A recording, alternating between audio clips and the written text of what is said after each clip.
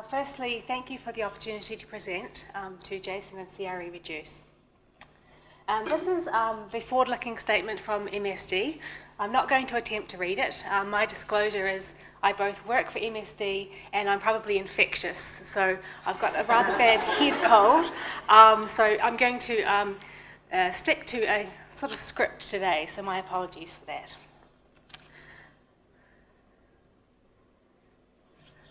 So I have some beautiful slides here. I can't say if they were made by a man or a woman, but we are a global healthcare company, but it's important to realise we're comprised of about 70,000 individuals who care about healthcare. And underscoring this commitment is our attention to research and development. So about a quarter of our revenue is spent on research and development, and in 2016 alone, this was over $10 billion US.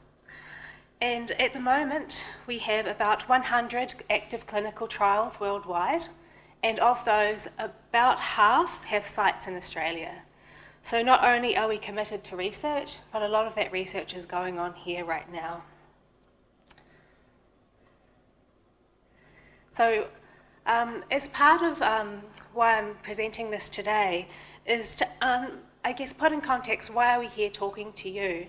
So corporate social responsibility is something you may not be familiar with.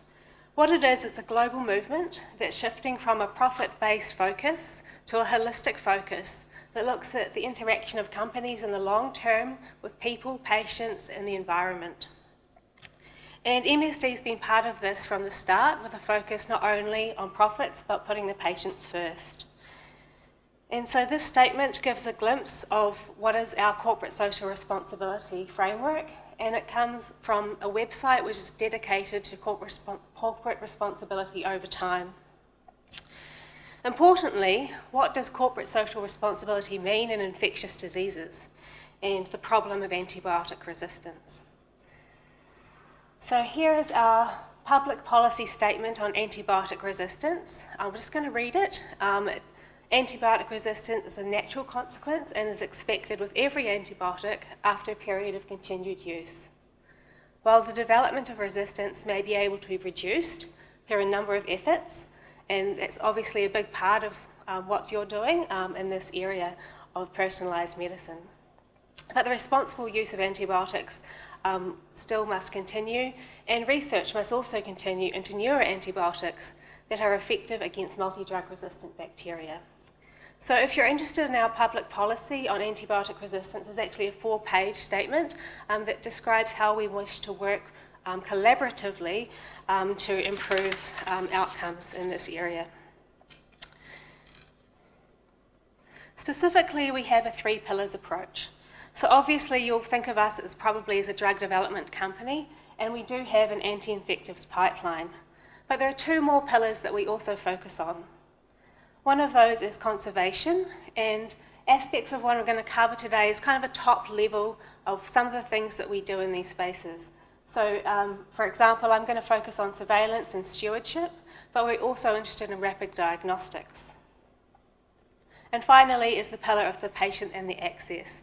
And so this is both pre-registration and post-registration, focus on the right antibiotic administered at the right dose for the right patient at the right time. And if you understand that focus, you can understand why we're here partnering with researchers working in the real world post-registration of drugs. So what are our antibiotics in the infectious diseases portfolio? So at MSD in Australia, we focus in the antibiotics portfolio on 5 products, 3 gram-negative agents which address serious gram-negative infections and 2 gram-positives. So we have imipenem, cilastatin, ertapenem, and ceftolozane tazobactam for serious gram-negative infections.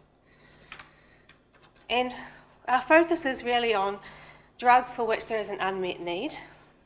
So here you have the World Health Organization's criteria on what is critical for development of new antibiotics, and then the CDC and the escape pathogens which were defined in 2008.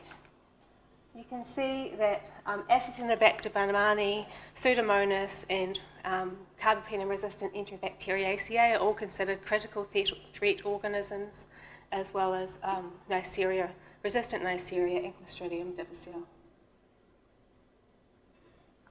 So I don't want it to be, this is not a product-focused talk, obviously, but I want to give you one example of an agent that was developed to address an unmet need, just 2 slides, and that is ceftolozane tazobactam, which is our new gram-negative that focuses on carbapenem, oops, I'm not sure how to work that, there, carbapenem-resistant Pseudomonas aeruginosa.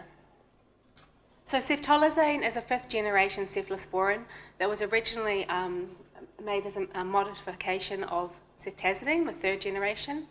It's an anti-pseudomonal cephalosporin, it's bactericidal and it inhibits cell wall synthesis. And it's been paired with tazobactam, which is a beta-lactamase inhibitor, which many of you will be familiar with from piperacillin tazobactam. And that adds the coverage for the problem pathogens which have extended spectrum beta-lactamases. And in the rational design of ceftolozane, it was recognised that the majority of Pseudomonas have problems with either antibiotics can't get into the Pseudomonas or they get pumped out, so porin and efflux-mediated mechanisms of resistance. And so ceftolozane was designed to overcome these, and these common mutationally driven mechanisms don't significantly impact the MICs of this agent in Pseudomonas. So that's just one snapshot of one of the antibiotics we're developing. It's not the only antibiotic in our arsenal. And so this is something that some of you will be familiar with. I'm a microbiologist, so quite different from the background in the room. But just to give you an idea, beta-lactamases, which obviously degrade antibiotics, can be broken down into different classes. And a lot of the problem organisms which are coming now are carbapenemases. So those are metallo-beta-lactamases, or KPCs, for example. So also, due to this commitment to focusing on the upcoming problems and resistance and happening worldwide already, MSD has a pipeline which includes agents such as imipenem relebactam, which has got coverage for KPCs. So far I've spoken about that commitment to developing new drugs, but that's only really a small part of the story. So we're also very interested in appropriate use of antibiotics, that conservation arm. And so here we have a study which has been running since 2002. It's a global surveillance program with over 200 sites. It's called the Study for Monitoring Antimicrobial Resistance Trends. And what it does is sites who contribute isolates, they get sent to the US. They're susceptibility tested and molecularly tested. And these isolates then come back to the hospital, but also to the country. And so they can then generate publications which can look at resistance trends over time. So for example, there's been over 60 publications from this long-standing surveillance program. And these are just a few of the recent publications from the last 2 years. And you can see that there's publications focusing on the Asia-Pacific region, as well as Australia and New Zealand specifically. And importantly, what we also do is look at incorporation of our new antibiotics as they become available into the surveillance program. And that's part of our commitment to antibiotic use. So as a snapshot, for example, with ceftolozane tazobactam, we can look at the Australian data from 2016 and say, against the Pseudomonas, how effective are they now? And then again, we can look at that in 5 or 10 years. And so right now, certainly we have a good anti-pseudomonal agent, but that could change over time. And through this surveillance program, we'll be able to see those trends. So another part of our commitment to this area is research and education. So in the education arm, I'll show you a slide in a moment. We hold conferences, courses, we have preceptorships, and we provide unrestricted grants to groups that are working in this area. We also obviously have a lot of research partnerships, so not all of that $10 billion is spent by global Merck research labs, but we also have avenues for funding real-world research, and this is a vital and essential part of our commitment. So we have patient registries, but also Merck investigator-initiated studies. And this is the one where researchers can come to us with an idea and say, you know, we think this is a gap. We think there's a problem here, we need this data. It might be for therapeutic drug monitoring, it might be for antimicrobial stewardship, and they can come and apply a lot like an NHMRC application, and we fund that research.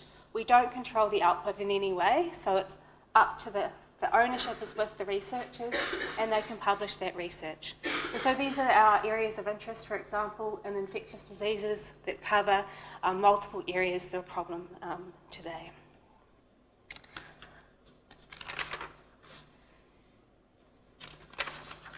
So I mentioned, as far as education goes, this was a recent initiative, which is the first AsiaPacific AG Forum, which was held in Bangkok. There were over 100 healthcare professionals from the Asia-Pacific region, including 6 from Australia. And it was actually very interesting. I was lucky to attend this year. An ad hoc discussion started on the value of therapeutic drug monitoring for beta-lactam antibiotics and how that's going to be the next wave. So this is a really important conference, and we hope that Australia can participate more in this over time. Another example of what we support is Centres for Excellence. So this CIDRM is a regional centre for excellence in Latin America. It's demonstrated significant regional impact, and having in mind the role of Australia in the Asia-Pacific region, we're currently exploring how we can develop a centre for excellence with partners in Australia. Some of the outputs also include electronic tools for resource-limited countries to implement antimicrobial stewardship, such as apps that can be used on their phone, and also portals for tracking patients throughout their journey. So far, this is the end of my talk, so you'll all be very happy it's time for having lunch. We've spoken briefly about MSD is not just a company which brings, it's a very important part of it, and obviously bringing drugs to market is something that we specialised in doing. So this is the innovation and anti-infectives pipeline. But we're also very committed to conservation and the long-term outlook of appropriate use of antibiotics for patients and for future generations. So we're involved in surveillance, stewardship, and interventions that help in resource-limited countries. And we didn't speak a lot about this, but probably the most appropriate for this audience is our commitment also to real-world use and patient outcomes. And certainly, I know myself and my colleagues Evana and Mirren, who's also here, would be happy to speak to you about any of these as a follow-up. Thank you.